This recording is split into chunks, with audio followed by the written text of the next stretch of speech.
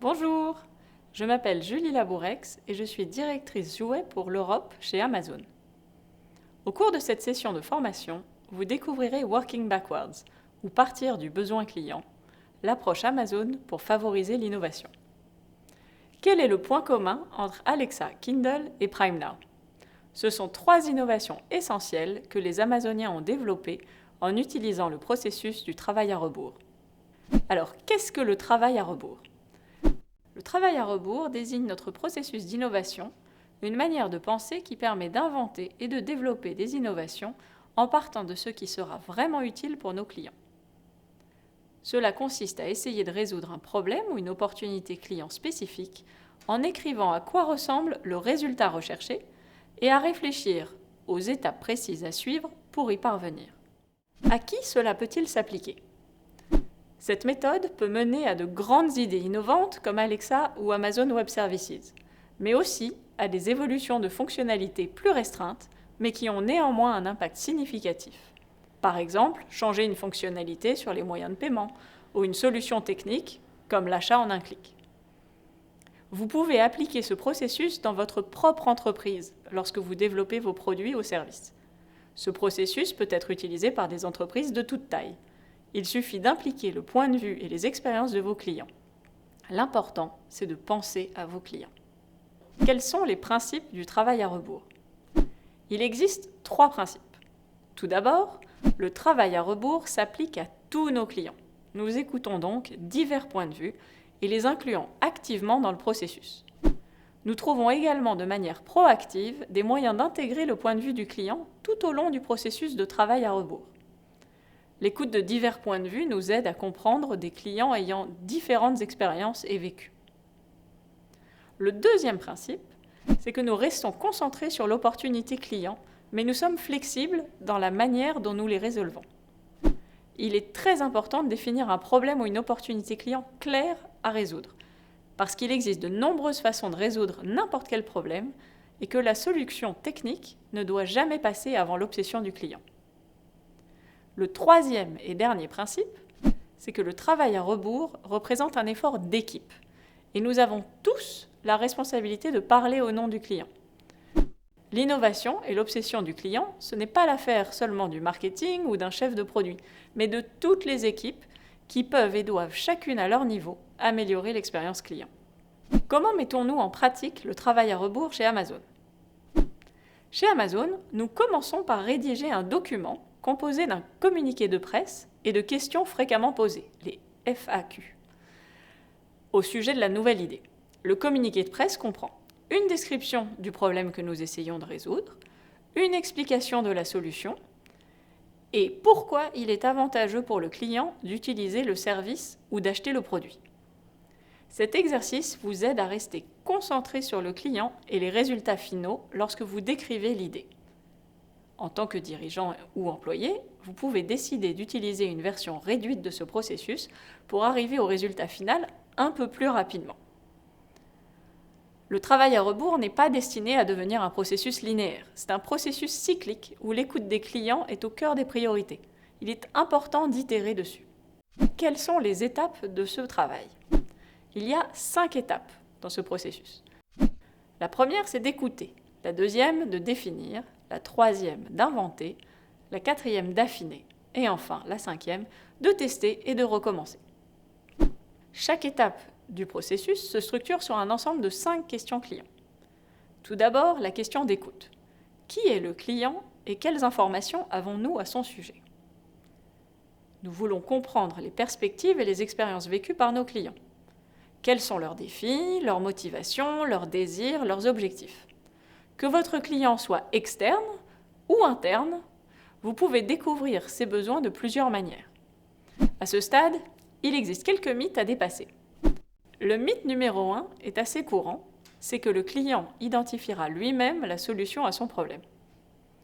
En réalité, l'étape d'écoute doit se concentrer sur la compréhension de l'expérience du client, sans conclure tout de suite sur les solutions.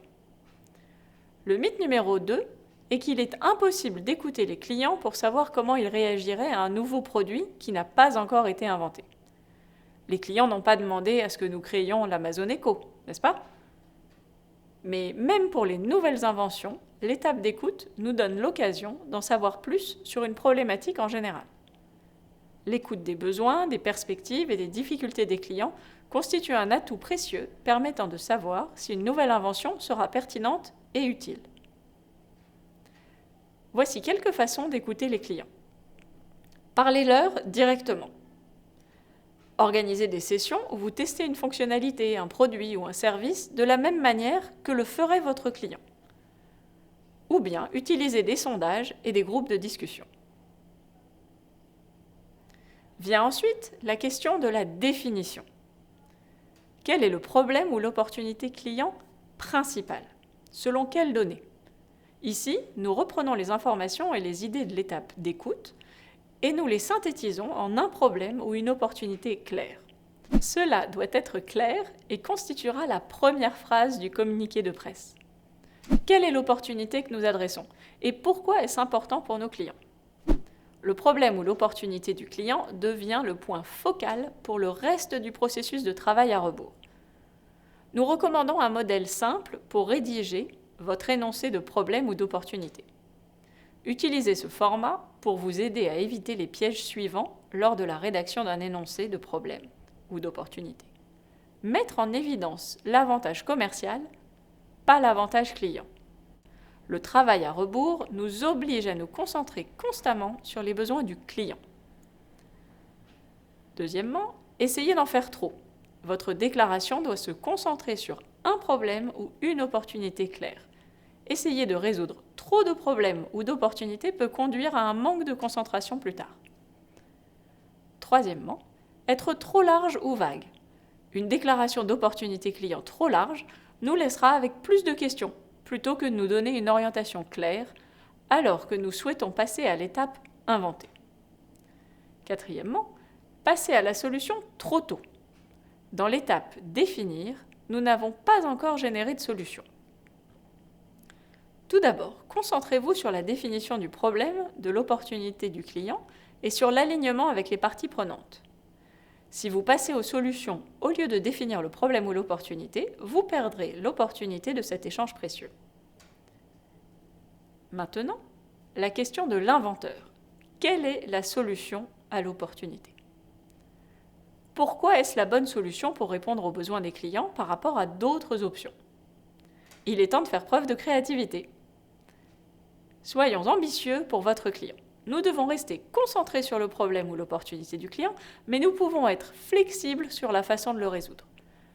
Après avoir réfléchi à quelques idées, réfléchissez à celle qui est la mieux placée pour résoudre le problème ou l'opportunité client que vous avez définie précédemment. Qu'est-ce qui en fait la meilleure solution par rapport aux alternatives que vous avez proposées? Voici quelques façons d'inventer. Menez des activités de réflexion pour générer des solutions possibles. Regroupez les solutions possibles en thèmes similaires pour affiner les idées. Priorisez les solutions en fonction de l'impact client, du coût, de la difficulté de mise en œuvre. Pour l'étape affiner, posez-vous les questions suivantes. Comment décririons-nous l'expérience client de bout en bout?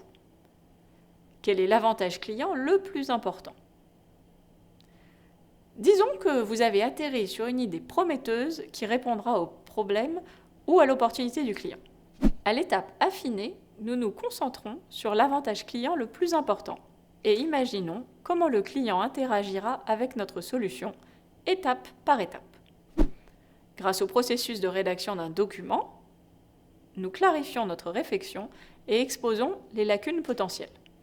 Cela nous aide à identifier les défis et à éliminer les parties qui sont moins importantes pour la satisfaction des clients. L'écriture du communiqué de presse nous permet de partager notre idée avec d'autres pour discuter, débattre et améliorer notre réflexion.